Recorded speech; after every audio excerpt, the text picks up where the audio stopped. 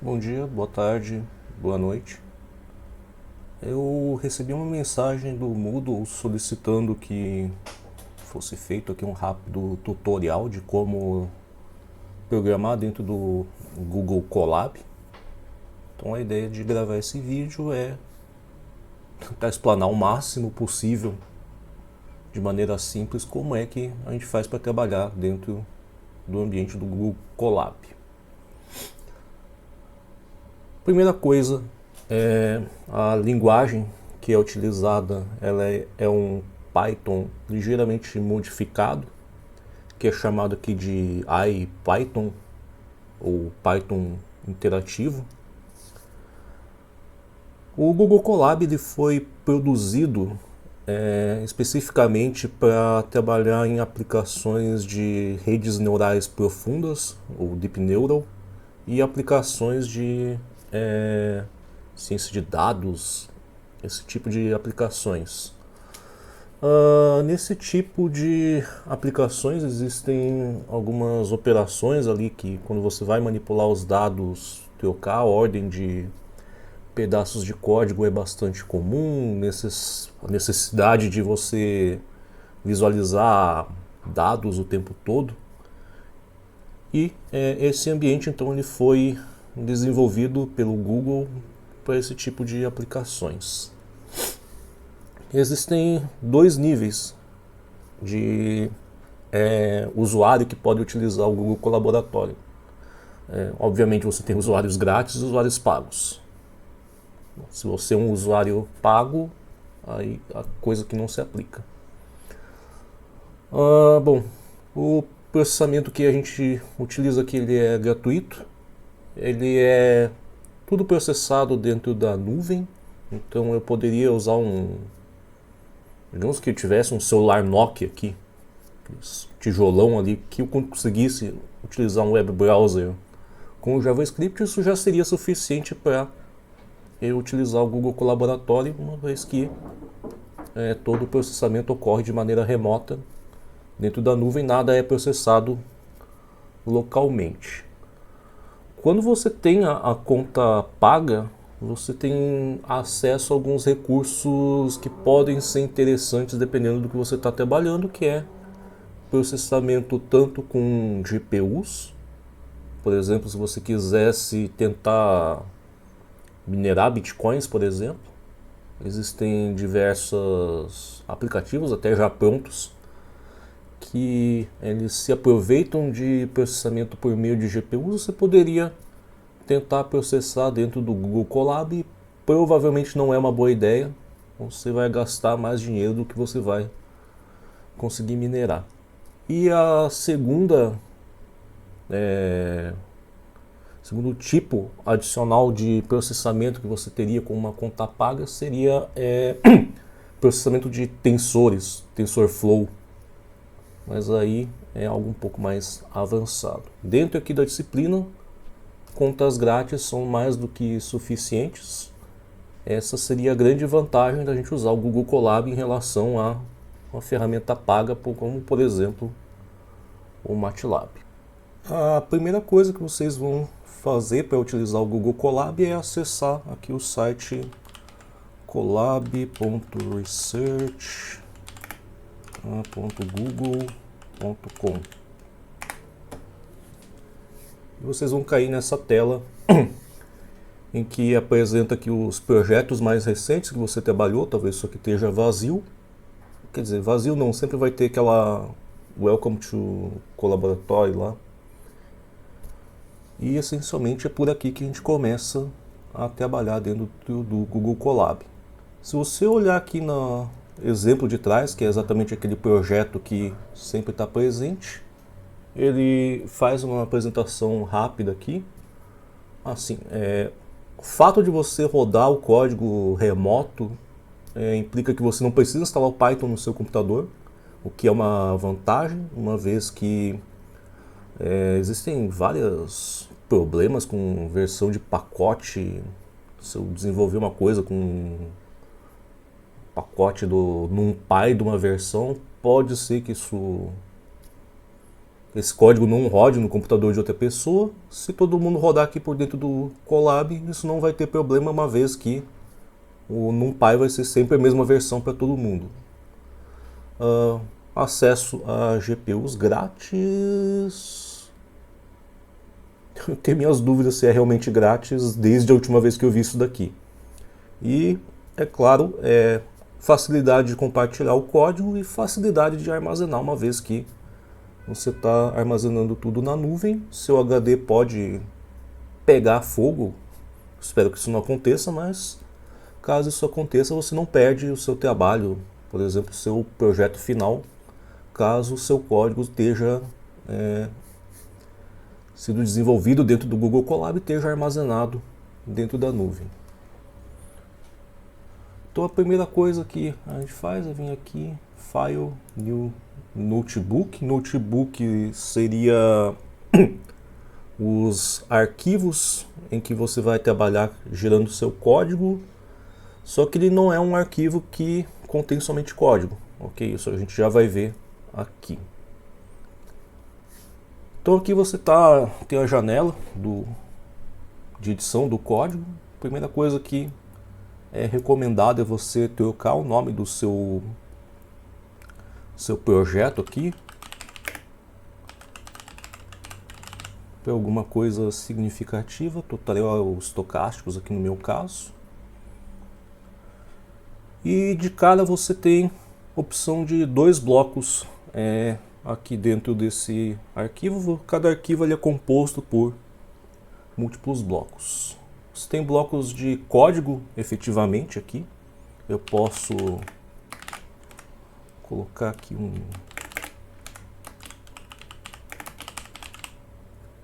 códigozinho aqui, Hello World.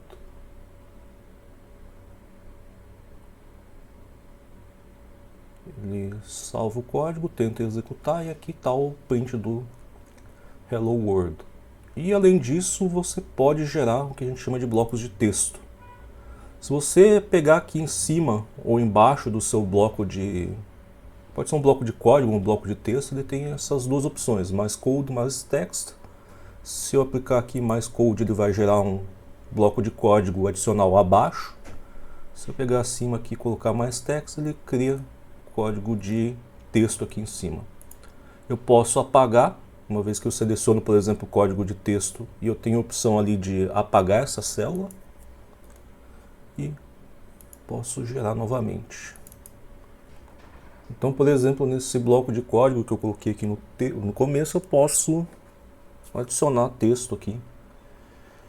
Em geral, é muito mais interessante do que um código convencional, uma vez que pode colocar um tutorial rápido de Google Colab. Eu posso dar um título aqui para o meu projeto. Posso aumentar o tamanho da fonte aqui para indicar um texto. E aqui, novamente, eu posso colocar algumas coisas aqui para me lembrar do que eu preciso falar aqui. Código, blocos de código, blocos de texto, autocompletar, compartilhamento e finalmente aqui exportação. Fundo são coisas, compartilhamento e exportação, a gente vai falar junto. E outro recurso importante é que você consegue colocar equações aqui em formato LaTeX, com essa notação aqui de 2 cifrões. Posso colocar aqui, por exemplo, famigerada transformada de Laplace.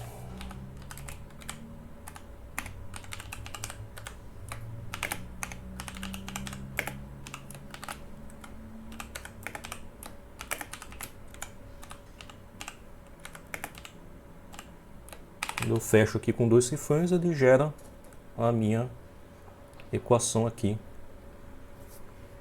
Então, se eu quiser explicar alguma coisa que eu estou fazendo aqui dentro desse projeto, esses blocos de texto eles são uma ferramenta bastante poderosa para descrever o que está sendo feito aqui dentro do código. Então, o Python, assim como qualquer linguagem de programação, ele funciona com pacotes que podem ser adicionados para adicionar código já feito, reutilização. No C, isso é feito por meio daquelas linhas hashtag lá, include stdio.h, etc. Aqui dentro do Python tem dois pacotes aqui que qualquer scriptzinho que eu faço que tem mais de 10 linhas provavelmente utiliza. Então, os dois pacotes são o NumPy. Basicamente, qualquer coisa que você vá trabalhar com manipulação de vetores, quase tudo você vai acabar tendo que utilizar o NumPy. Tipicamente, ele recebe esse segundo pedaço aqui depois da importação. Você coloca aqui import NumPy. Em geral, você pode colocar uma notação simplificada aqui quando você for utilizar alguma função do NumPy. Então, quase sempre se coloca esse NP aqui. Já é meio que uma convenção dentro de desenvolvimento em Python. E o outro é o matplotlib.pyplot. E também existe meio que uma convenção aqui de chamar matplotlib.pyplot como PLT. Até agora aqui a gente está só gerando o código. Primeiro a gente chegou até a executar. Se por exemplo eu clicar novamente no botão de play aqui do lado do print hello world, ele vai executar somente esse pedaço de código.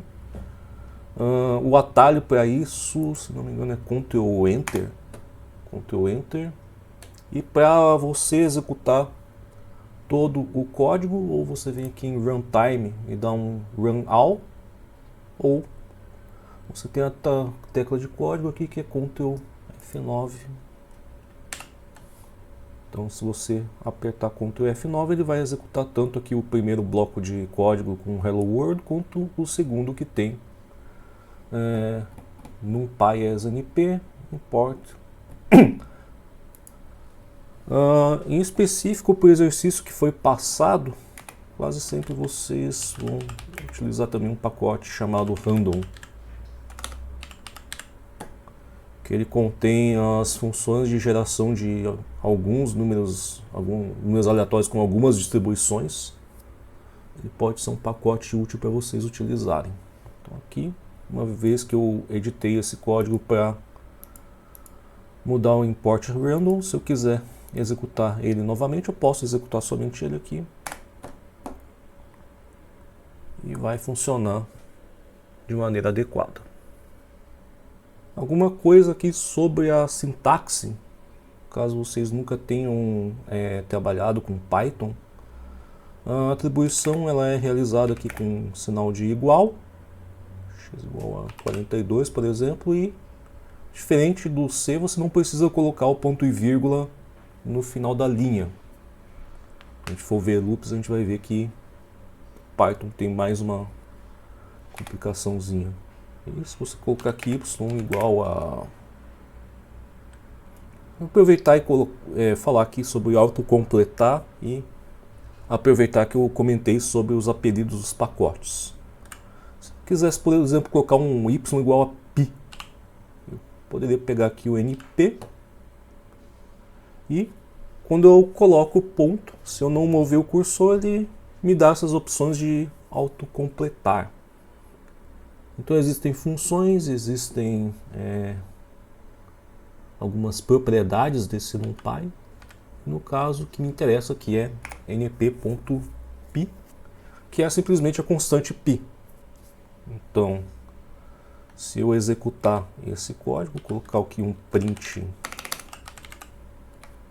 da minha variável y. Ao executar, a gente verifica que na variável y a gente tem um valor 3, 14, 15, 92. Não é o π, mas seria bastante próximo do valor do π.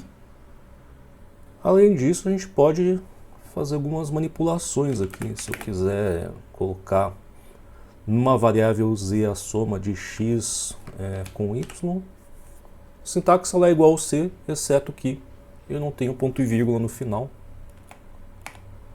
E eu posso novamente aqui imprimir na tela o valor da variável z. Ela deve dar 45, 14, alguma coisa. 45, 14, alguma coisa. Outra... Bom, todas as operações básicas aqui não vai fazer muita diferença. Ah, peraí, só um comentário. Se a gente colocar aqui um x2 igual a 7, e eu colocar aqui um y2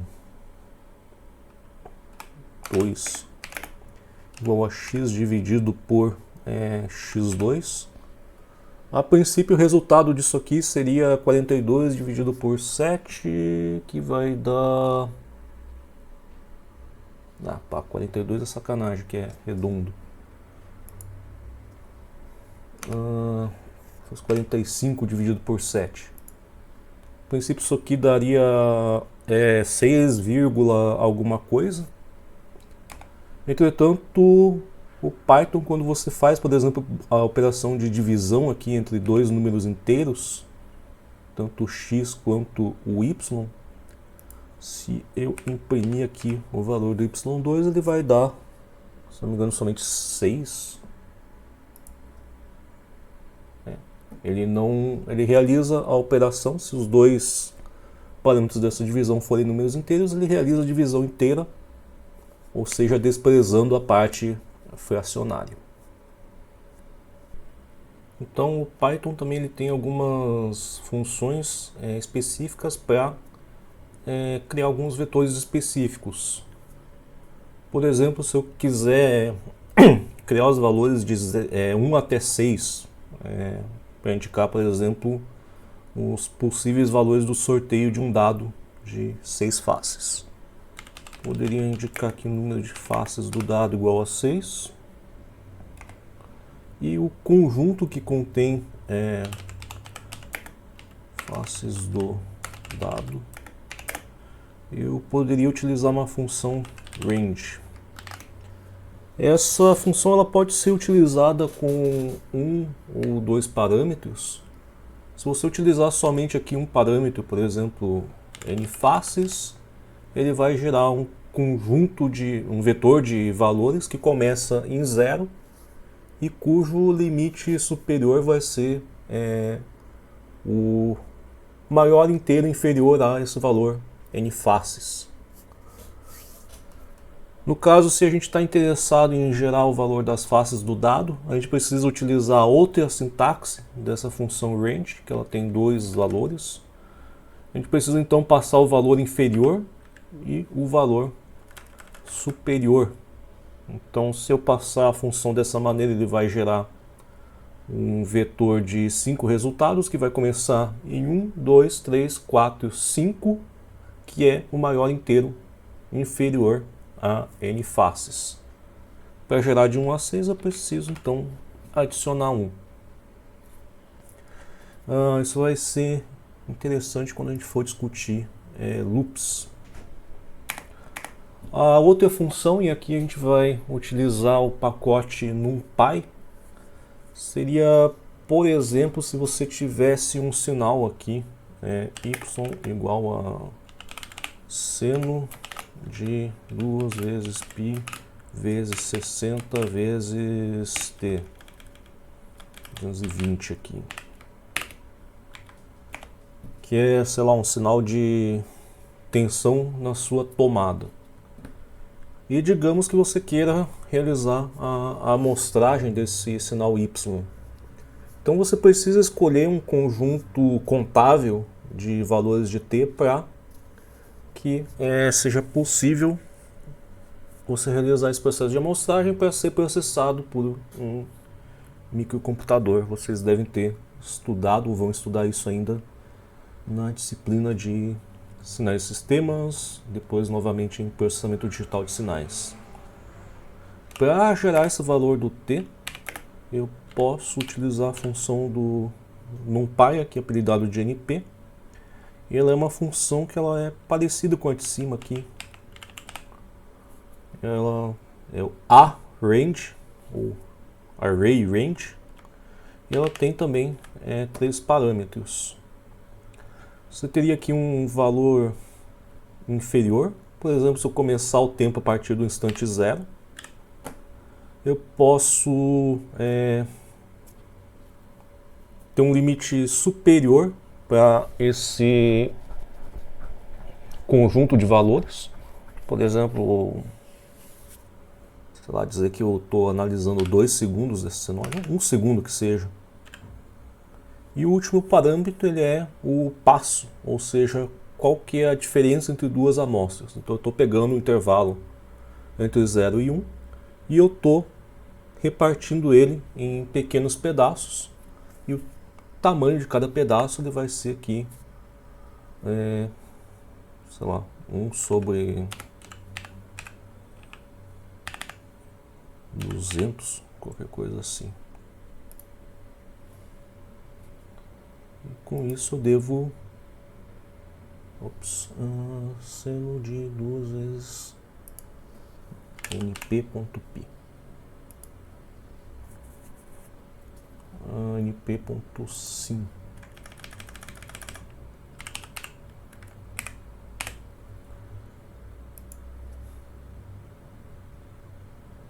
Ok. E com isso eu gerei ali um modelo de uma senoide com amplitude 220, frequência 60 Hz, com duração entre 0 e 1 segundo. Então, outra operação bastante comum é geração de gráficos para visualizar os dados produzidos. Para isso a gente vai utilizar o matplotlib.pyplot, que a gente colocou o apelido de PLT aqui. E ele, para gráficos contínuos, você pode usar a função plot aqui, por exemplo.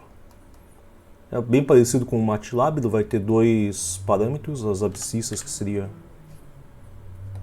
t dentro daquele modelo da senoide, as ordenadas, que seria y, e para um plot bastante simples, isso aqui já seria suficiente. Se eu executar, ele vai gerar aqui o plot da minha senoide, duração de 0 a 1, e cada amostra deveria estar espaçada aqui de 1 sobre 200. Ou seja, 200 amostras por segundo, deve ter 400 pontos aqui dentro desse gráfico. Vou diminuir aqui a duração.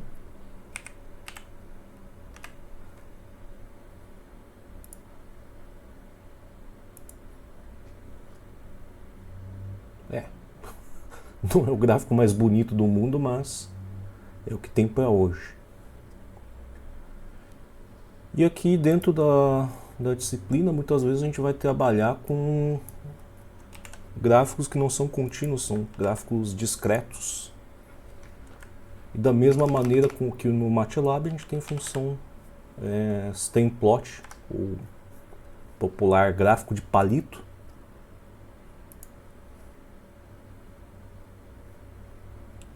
Em que a gente indica a posição e a amplitude de cada amostra individualmente. O próximo tópico aqui dentro desse tutorial é geração de laços ou loops aqui dentro da programação. A gente vai aproveitar então o que a gente viu anteriormente aqui da função range. Caso que a gente quisesse somar os números de 1 até 100, por exemplo.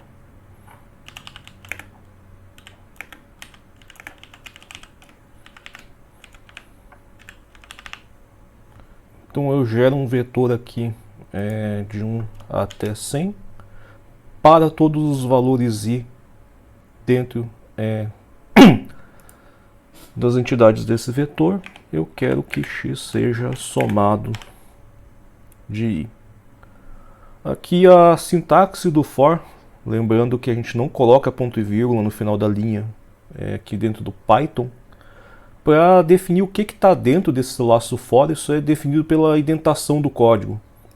Ou seja, se eu tenho esse tab aqui antes do começo do x mais i, x igual a x mais i, quer dizer que isso faz parte do código que está contido dentro desse laço. Se ao final eu colocar aqui um print x, a ideia é que isso vai me retornar 4.950, que a princípio é o valor da soma dos números inteiros entre 1 e 100. Se eu colocasse uma indentação aqui antes desse print x, esse print ele passaria a fazer parte do código desse laço, ou seja, ele seria, essa linha print x ela seria executada para cada elemento aqui dentro desse laço. Então, se eu executar, ele vai não mostrar só o 4.950, mas todos os valores intermediários, até chegar aqui no final 4.950. Então laços são bastante simples. E finalmente a gente tem um tópico aqui que é interessante para o exercício, que é a geração de números aleatórios. Na verdade é um tópico mais complexo do que a gente está tratando aqui nesse vídeo, mas a gente vai gerar aqui o que é suficiente para a solução do exercício, que é números aleatórios uniformes inteiros entre 1 e 6. Então aqui, geração de números inteiros aleatórios entre 1 e 6 segundo uma distribuição uniforme.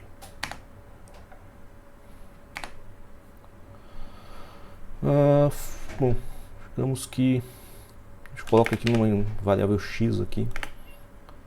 Então a gente vai utilizar o outro pacote, o pacote random. Ele tem uma função ranginte, se não me engano.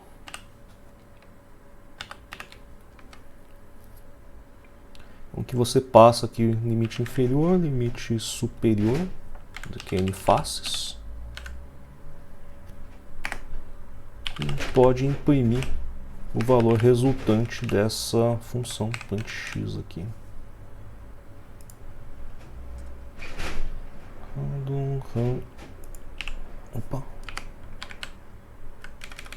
Ranginte. Então aqui o resultado do sorteio aleatório produziu um valor 1.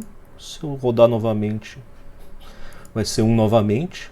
Rodar novamente vai ser 2, 3, 4, 3, 6 e você pode continuar repetindo esse processo. Você vai continuar gerando números inteiros aleatórios entre 1 e 6 segundo uma distribuição uniforme, ou seja, todos os números entre 1 e 6 eles vão ter a mesma probabilidade de serem gerados.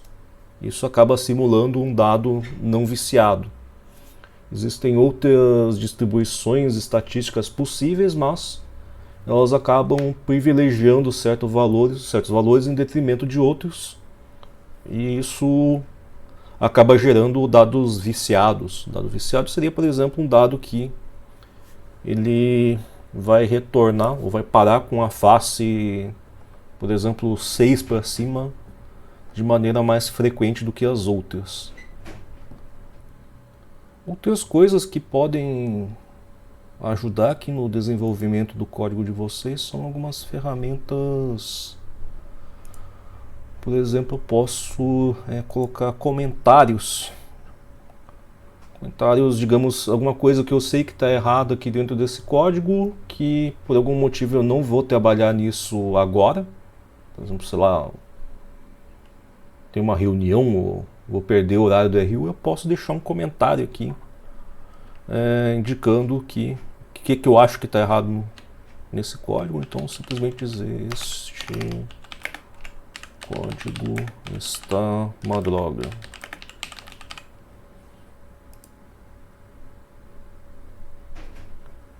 E eventualmente eu posso retomar o que foi feito aqui. Então, se o código deixar de ser uma droga, eu posso aplicar aqui no resolve e o comentário some. Da mesma maneira que aqui, por exemplo, se eu quisesse aqui a linha y2 igual a x por x2 está fazendo a divisão inteira, ou seja, desprezando parte fracionária. E digamos que isso aqui seja um bug, eu posso retomar depois. Outras coisas que são possíveis de fazer aqui é movimentar esses blocos de código. Eu posso mover ele para cima, para baixo.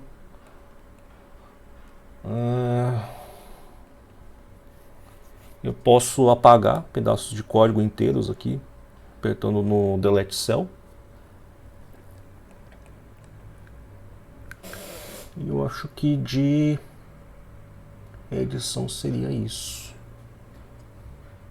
Finalmente, digamos que vocês tenham completado o exercício, vocês poderiam eventualmente pegar esse notebook aqui e realizar o download dele como um arquivo .ipy notebook ou um arquivo .py. Existem outras opções possíveis. Você poderia compartilhar o seu notebook aqui, por exemplo, comigo. Eu poderia adicionar alguma pessoa aqui por e-mail, ou poderia gerar um link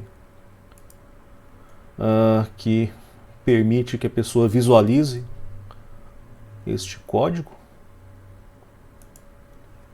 E existe a opção mais interessante de todas, que é trabalhar com o GitHub.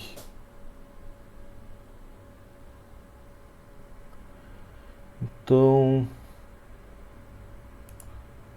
eu já tenho aqui um repositório dentro do GitHub preparado anteriormente, o tutorial, o Google Colab. Ele faz parte do ramo principal, ou seja, ele não é uma versão de teste nem nada. Eu posso colocar uma cópia desse código aqui dentro do GitHub. Por que eu estou falando do GitHub aqui, além dessas opções de compartilhamento dentro do própria infraestrutura do Google? Em semestres passados eu tive problemas de alunos que geravam esses scripts, eles entregavam os trabalhos, entretanto, sei lá, por algum motivo eles tiravam a permissão de eu visualizar esses códigos antes de eu realizar a correção. E aí eles levavam nota 0. Então, eu prefiro essa abordagem aqui de exportar as coisas para o GitHub, que elas costumam ter menos esse problema. Uma vez que ele está aqui no GitHub, repositório foi configurado como um repositório público, a princípio as pessoas conseguem ver este código maravilhoso a qualquer momento. Eu espero que isso ajude vocês solução do exercício mais imediato e eventualmente outros exercícios que venham a surgir durante a disciplina. E até a próxima.